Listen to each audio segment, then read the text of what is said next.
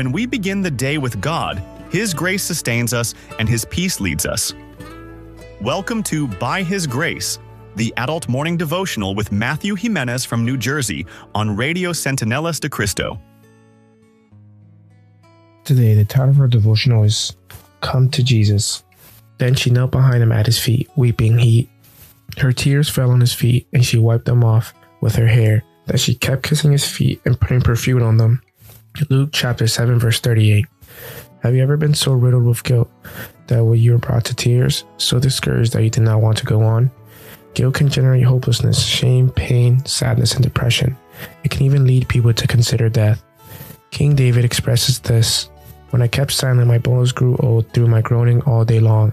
I said, I will confess my transgressions to the Lord, and you forgave the iniquity of my sin. Mary Magdalene carried all these emotions in her heart. Getting to know Jesus brought her immense relief. Not being rejected was a healing balm to her soul. Yet hearing the words, "You are forgiven," from the Lord's lips was the liberation she needed. How could Simon understand this?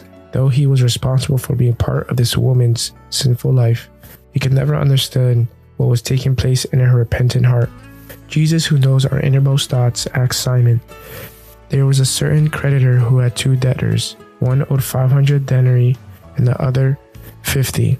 And when they had nothing with which to repay, he freely forgave them both. Tell me, therefore, which of them will love him more? Simon answered and said, I suppose that the one who forgave him more. Then he turned to the woman and said to Simon, Do you see this woman? I entered your house, you gave me no water for my feet, but she has washed my feet with her tears and wiped them with the hair of her head. You did not anoint my head with oil, but this woman anointed my feet with fragrant oil. How are you? What haunts you? What do you hide? What lies in your past? How much pain do you feel? Why do you feel as you do? Come to Jesus. He knows your life and He knows your thoughts. Come to Him. He will bring you relief. Feel His presence. He will soothe your soul. Once He tells you your sins are forgiven, those words will free you. A new day will dawn for you. Your sadness will turn into joy. Your tears, laughter, your depression will change into a will to live.